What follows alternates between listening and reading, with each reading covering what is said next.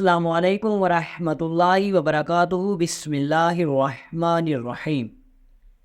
ایک دفعہ سلطان صلاح الدین ایوبی رحمۃ اللہ علیہ کو ایک خصوصی جاسوس نے بتایا کہ حضور دمشق شہر کا سب سے بڑا قاضی سمر الکان، جو کہ پندوش قبیلے کا سردار ہے، اپنی بیوی کو طلاق دے رہا ہے۔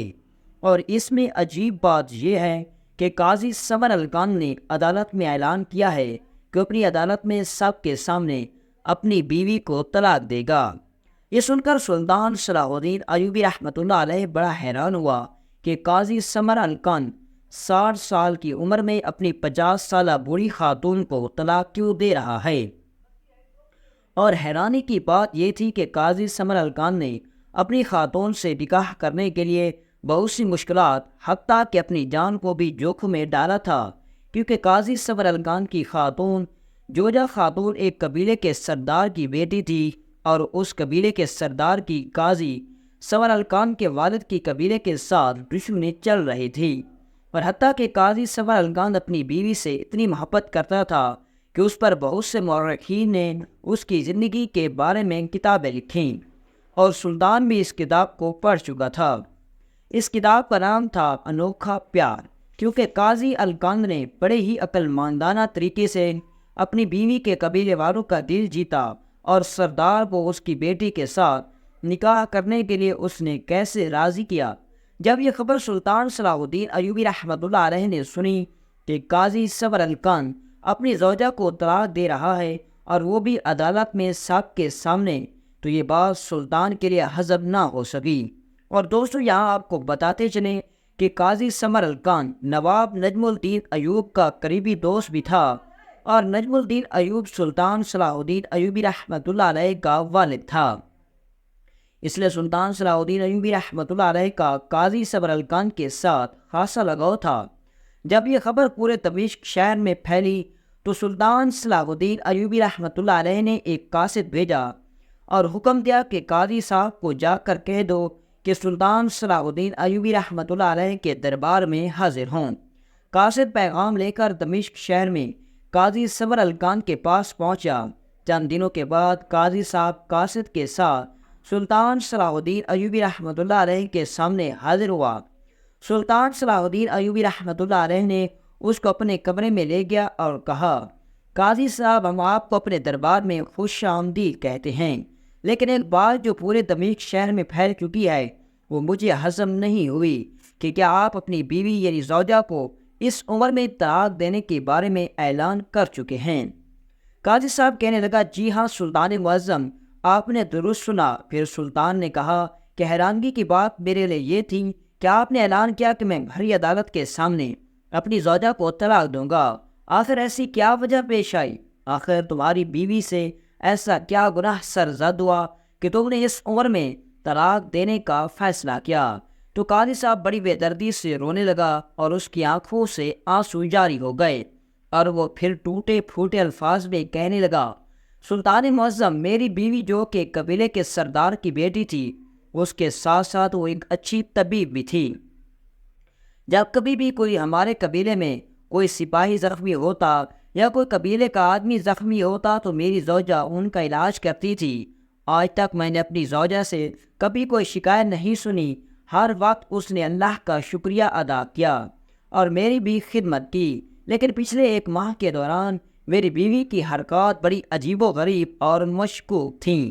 میں بڑا حیران ہوتا تھا کہ آخر اس کو کیا ہو گیا ہے۔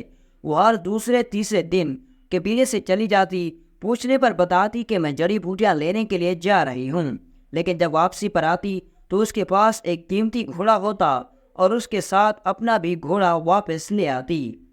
میں پوچھتا تو کہتی کہ مجھے جنگل سے ملا ہے۔ کبھی کبھار جب وہ واپس آتی تو میرے نظروں کے سامنے آتی، کبھی کبھار میں عدالت میں موجود ہوتا تو وہ جنگل میں جاتی اور جڑی بوٹیوں کے بہانے جب واپس آتی تو اس کے ساتھ بہت قیمتی گھوڑا ہوتا۔ ان گھوڑے کو دیکھ کر مجھے پتہ لگ جاتا کہ یہ کوئی گھوڑا عام گھوڑا نہیں، ایسے گھوڑے تو بڑے بڑے بادشاہوں یا ان کے کمانداروں کے پاس ہوتے ہیں، لیکن میری بیوی کو ایسے کیسے جنگل میں گھوڑا مل جاتا ہے۔ وقت گزرتا رہا، میرا شک بڑھتا گیا۔ ایک دن میں عدالت سے واپس لوٹ رہا تھا، ابھی میں قبیلے سے دور تھا کہ مجھے سپاہیوں نے خبر دی کہ حضور آپ کی زوجہ پھر جنگل میں اکیلے جڑی بوٹیاں لینے کے لیے چلی گئی ہے۔ اس کے بعد میں نے سپاہیوں کو قبیلے میں بھیج دیا اور خود اپنی بیوی کا تعاقب کرتے کرتے اس کے پیچھے چلا گیا۔ جب میں اس کا تعاقب کرتے کرتے گیا تو میری بیوی ایک گھنے جنگل کے اندر گئی، اور گھنے جنگل کے اندر جانے کے بعد اس کا گھوڑا ایک غار کے سامنے جا کر رک گیا۔ میں نے سمجھا کہ شاید میری بیوی کوئی جڑی بوٹیاں لینے کے لیے آئی ہے۔ میں اس کا چھپ کر تعاقب کر رہا تھا۔ میری بیوی گھوڑے سے اتری اور سیدھا اس غار میں چلی گئی۔ جب میں غار کے دہانے پر گیا، کیونکہ مجھے حیرانی ہوئی کہ میری بیوی آخر غار میں کیا کرنے گئی ہے۔ غار کے اندر تو نہ کوئی جڑی بوٹیاں ہوتی ہیں اور نہ کوئی دوا، تو پھر غار کے اندر جانے کا مقصد کیا ہے؟ میں سمجھ گیا کہ اس کے پیچھے بہت بڑا راز ہے۔ قاضی صاحب نے کہا، سلطان معظم، میں غار کے دہانے پر گیا تو جب میں نے غار کے اندر دیکھا تو دیکھ کر میرے پیروں تلے زمین نکل گئی۔ میں نے دیکھا کہ ایک بہت ہی خوبصورت اور حسین و جمیل خاتون جو کہ زخمی حالت میں موجود ہے، اور اندر جا کر میری زوجہ اس کا علاج کر رہی ہے۔ میں غور کے اندر چلا گیا۔ مجھے دیکھ کر میری بیوی کے چہرے کے رنگ اڑ گئے۔ اس نے مجھے کہا کہ حضور آپ یہاں کیسے؟ تو میں نے اس سے کہا کہ میں کسی کام کے سلسلے میں یہاں سے گزرا تو آپ کے گھوڑے کو دیکھا اور یہاں چلا آیا۔ پھر میں نے اس سے پوچھا کہ یہ خاتون کون ہے اور تم یہاں اس غار میں اس کا علاج کیوں کر رہی ہو؟ اتنے میں غار کے اندر بہت سارے سپاہی آ گئے، اچھے لباس میں ملبوس تھے، جو کسی پڑوسی بادشاہ کے سپاہی لگتے تھے۔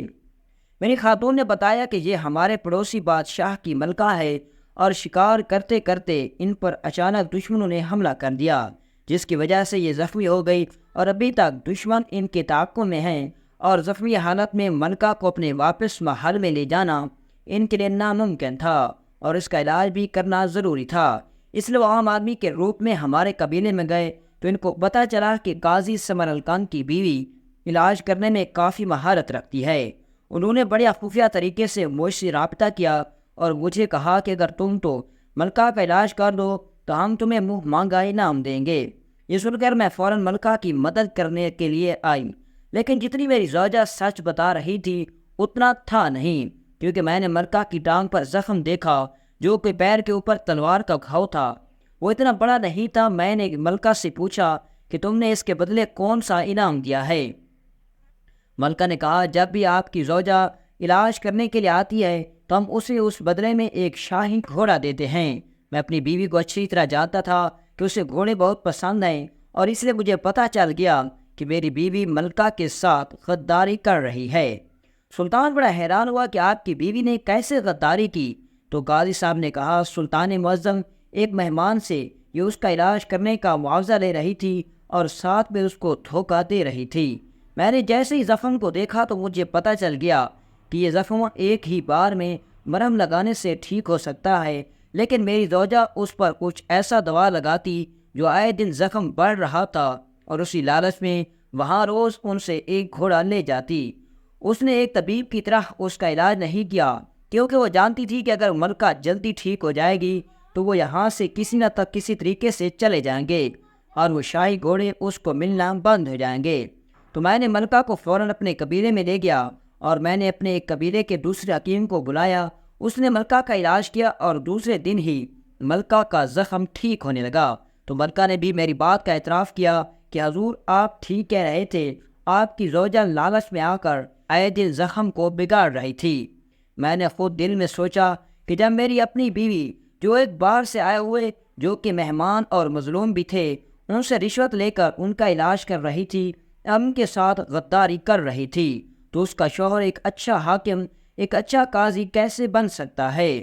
وہ لوگوں کے پاس کیسا انصاف کرے گا اور اپنے قبیلے والوں کے ساتھ کیسا سلوک کرے گا؟ یہ بات مجھے بالکل ہضم نہ ہوئی، اور میں نے سوچا کہ اپنی زوجہ کو ایسی سزا دوں گا کہ آنے والی عورتوں کو سبق مل جائے گا۔ اس لیے میں نے اپنی بیوی کو فوراً طلاق دینے کا حکم دیا، اور میں نے اسے طلاق کے بدلے اپنی ساری دولت، جتنے بھی میرے پاس موجود قیمتی گھوڑے، سب میں اس کے نام کر دوں گا، لیکن میں اب اسے اپنے پاس بیوی بنا کر نہیں رکھوں گا۔ یہ سن کر سلطان صلاح الدین ایوبی رحمۃ اللہ علیہ نے اس کی بیوی کو قاصد بھیج کر اپنے پاس بلایا اور کہا، کیا قاضی صاحب سچ کہہ رہے ہیں؟ تو یہ دیکھ کر اس کی بیوی رونے لگی اور کہا، سلطان معظم مجھ سے بہت بڑی غلطی ہو گئی ہے، آپ ہی قاضی صاحب کو سمجھائیں کہ اپنا فیصلہ واپس لے لیں، تو قاضی صاحب نے کہا کہ میں نے کبھی اپنا فیصلہ واپس نہیں لیا، لہٰذا میں اپنے فیصلے پر عمل کر کے رہوں گا۔ لہٰذا قاضی صاحب کے الفاظ سن کر سلطان نے کہا کہ جب ایک انسان اپنے گناہوں کی معافی مانگ لے تو اللہ بھی اسے معاف کر دیتا ہے، لہٰذا تمہیں بھی اپنی بیوی کو معاف کر دینا چاہیے۔ اور اسی وجہ سے قاضی صاحب نے اپنی بیوی کو معاف کر دیا اور کھلی عدالت میں یہ اعلان کیا کہ آنے والے وقت میں اگر کسی نے بھی میرے قبیلے میں ایسا کوئی سلوک یا کسی کے ساتھ غداری کی، رشوت کی یا لالچ کیا تو اس کے ساتھ میں وہی کام کروں گا جو میں سلطان کے حکم سے پہلے اپنی بیوی کے ساتھ کرنے والا تھا۔